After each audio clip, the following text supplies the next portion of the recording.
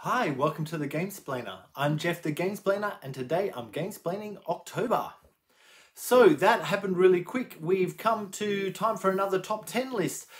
My top 10 games that I've played for October.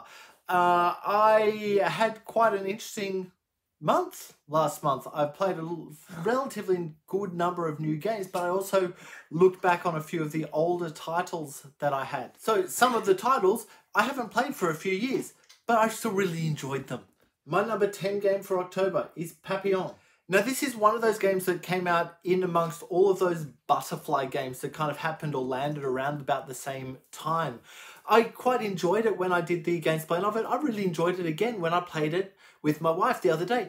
I found that it's a game that you are taking some tiles, placing the tiles into your own tableau, and you're trying to build certain areas of different colors. Each time you complete an area of a color, you put a butterfly onto the flower of that color. Whoever has the most butterflies on a flower at the end of the game wins the points that are listed on the bottom.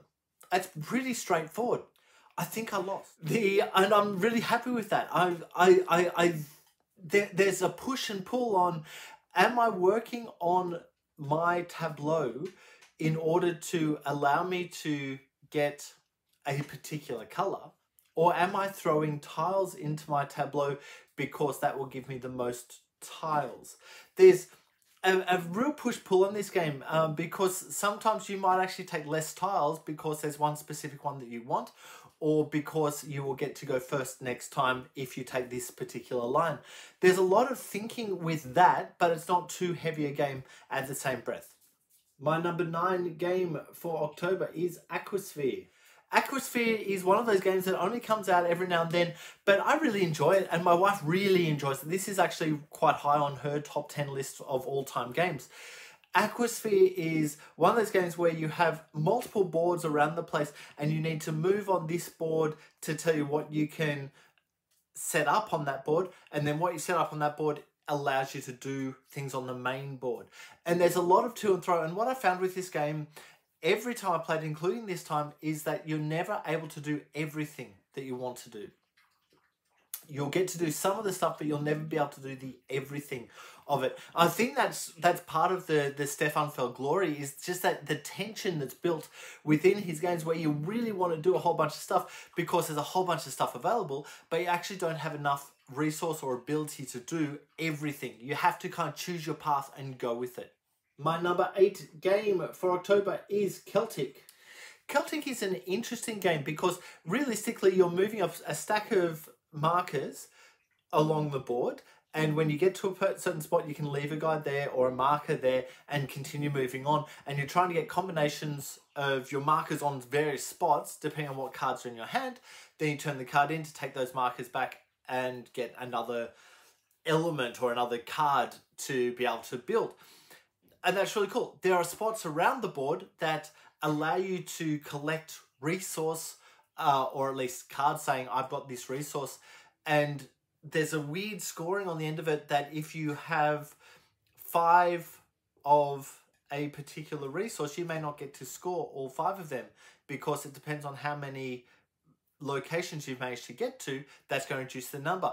And then once you've done that reduction of numbers, you're then getting the most points for the smallest pile, the least points for the largest pile. So the way to get the ultimate points is for every pile to have 6 cards in it, and for you to have gone to 5 different spots, because it's +1 of however many of these resources you've been able to build up. There's a really funky little movement thing on it as well, where if you're on the same spot as someone else who moves off that spot, you can just follow them. So it can get you across the board really quickly if the other player happens to be, or other players happen to be pushing in the same direction you're going. I've really enjoyed this game. I would like to play it with a larger player count. It does play up to the 4 players, so I would like to play with 4 players because I've only played it with 2 players so far, but I've really enjoyed my plays of it. My number 7 game for October is Russian Railroads. Now, I believe that there is actually a newer version of it out. I'm still playing the original version, and I really enjoyed the original version. I find that there's a lot of tension on this game where you can't quite do everything And the player order is actually really important on this one, because the earlier you play, the more chance you have at doing the things that aren't really available to the later players. So it's actually quite important to become an early player early on in the game to enable you to push forward with the things that you want to do. This is another one of those games where you want to do everything, but you can't. You have to just keep focus on going after something rather than trying to get little bits of everything. And that's really the key to it. My number 6 game for October is Crusaders. They will be done. Now, this is an interesting game. It rears its head every now and then. Like, if you've been watching my top 10s for a while, you will have noticed this one's kind of coming up quite regularly compared to a lot of other games anyway. The whole idea of it is you have a rondel and you're taking the tokens out of that rondel and you're placing them further around. And whichever spot you took them out of, that allows you to do the thing. And there's a whole bunch of different things available, but majority of points will come from putting your buildings into locations. When you put buildings into locations, you get some benefits. And finding the right way through that benefit track is really the game. It's finding, oh, how can I get to being able to do this stuff? I don't quite have enough of that stuff. How do I get more of that stuff? I need to play this thing. And doing that all the way through is really important to kind of do. It looks like it may be a war game. It looks like it may be a area majority game, but realistically, it's a trying to build up your spots within all of the stuff. My number 5 game for October is Tangarden. I really appreciate Tangarden. I think it doesn't come off my shelf anywhere near enough. What's happening with Tangarden is on your turn, you really have 2 choices. You can build more stuff onto the board, or you can take a card. When you take a card, however, it's like the number of cards that you can take in is dictated by the number of things that are available on the other action. So if you can catch a point where the board has only 2 out of the 4 available cards to turn out, then you can take more cards than if there's none available over there. But having more cards allows you then to have more choice over which thing you're going to be able to hang on to. And those things that you're hanging on to score differently. And some of them you need to have 2 cards of different types, or some you need to try and get as many different tree types as you can to enable you to get the points. There's a whole bunch of stuff going on with that. And each of those cards is really referring to what is on the board, or put some more stuff on the board potentially. And sometimes there's not enough spots available for you to be able to add the thing. So, for example, the tree cards, they need to go onto a grass area, which is straightforward. But if all of the grass areas have already been taken, you can't take a tree spot because there's nowhere to put that tree. A tree card, should I say, because there's nowhere to put that tree. And so you end up going, oh, I really want to take cards, but if I get a tree card, I'm not going to be able to do anything. So I'm going to have to put a tile down and hope that there are tree spots available to me next time around.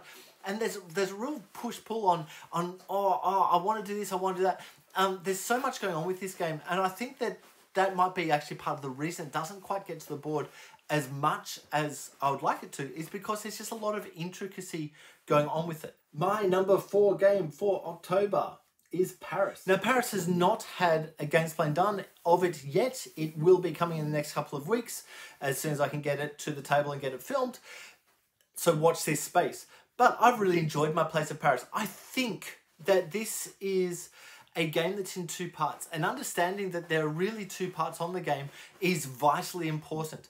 What you're doing on the first part of the game is you're putting markers out and getting money in, and putting markers out and getting money in. As soon as you put all the markers out, you can't do that anymore. You have to upgrade the position that those guys are standing in.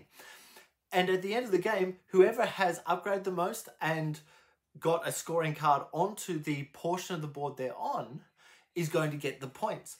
And there's a real funky element of, oh, once this area has, I think it's 5 markers on it, whoever put that 5th marker on can add a scoring tile to an area. It doesn't have to be this area, it can be any area. So by you putting the 5th guy onto this spot, that allows you to put a marker over here where it's only you that have guys, so you're going to get the most points.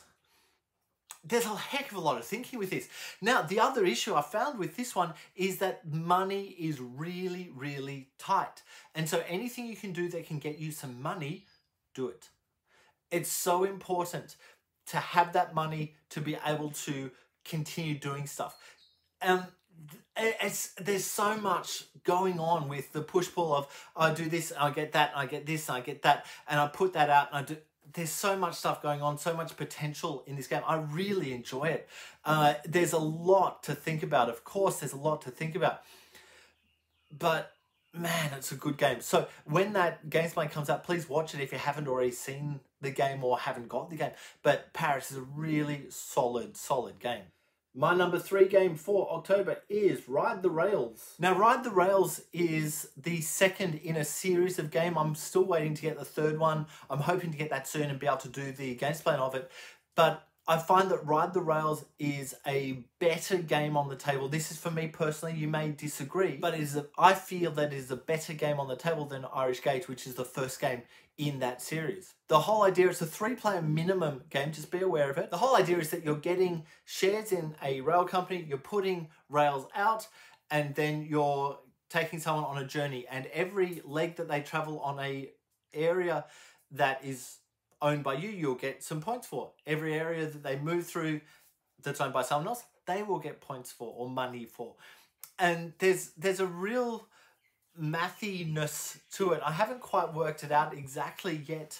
I've tried, last time I played, I tried doing the purchase multiple of one rail line, and what I found, and a number of people at the table were doing that, and what I found was that rail line ran out and we weren't able to add more rail to it. So other companies were able to add their rails when this one didn't have any more to add. There's a nice little keep track of this amount of stuff happening in this game for it to be really good and kind of be nice and thinky. My number 9 game for October is the Alpha. Now, the Alpha is getting Gamesplainer this weekend. It is a far better game than I was expecting it to be. When I bought it, when I put it on when I was first looking at it, I was like, oh yeah, it's a game, it'll happen. But man, I enjoyed it. I really enjoyed this game. The whole idea of it is that you're sending your wolves out to various areas, and whoever has the most wolves on that area at the end of the round will get a roll of the die to take food. Whoever has the most food at the end of the game is the winner of the game. But there's a really funky prisoner's dilemma on this one, which means that if there's 2 lots of wolves or 3 that are equal on an area, they need to fight, potentially. So what you're doing is you're playing a fight or a share side of a marker in private, and then everyone who is on that reveals. If there's one person who fights, they get all of the food. If there's 2 people who share, they get half the food each. 3 who share, they'll get a third of the food each. If 2 of the groups fight, they lose a wolf from the next round, that is, so an injured wolf, and then they don't get any food. Anyone else who's on there does get food. And so there's this real kind of push-pull on, oh, which way is best to go? It's a really, really interesting game. So I really heavily suggest watch the Gamesplanation of this one to get a feel for it if you haven't come across it before. But look, this one is a surprise to me, and I think it's actually going to find its way to my top 10 list for the year. I really, really like the Alpha. My number 1 game for October is Merv. Merv I have spoken about before when it's been played. I really enjoy this. As you can tell, is my number 1 game of the month. I suggest it's probably going to be up close on, if not my number 1 game of the year. And I call that really early, that it's such a good game. It really is. I would like to play this with more than 2 players, but as a 2-player experience, it works really, really well. I suggest that as a 4-player experience, it will work even better, but I really enjoyed this game. I think it's such a wonderful idea. The concept is that you're just moving along a line, and taking the position, and anything that's below that position is available to you. And the further into the game, the more stuff you have in those lines, so you can't push towards that because you're going to get everything that you have previously claimed. And so there's a real, I want to do that, and I want to do that. There's so much going on the board, so much available to you on the board. It just works. It's such a good game. I really strongly suggest having a look at Merv if you haven't come across it before. So that is my October. That's my top 10. If you have any comments or suggestions, please write them below. If you have any games that you would like to be gamesplaned, please shoot me an email to thegamesplainer@gmail.com. Follow me on Instagram and Twitter @thegamesplainer to keep up to date with the games I'm playing. Subscribe to my videos to keep up to date with the games that I'm gamesplaining. And until next time, enjoy gaming.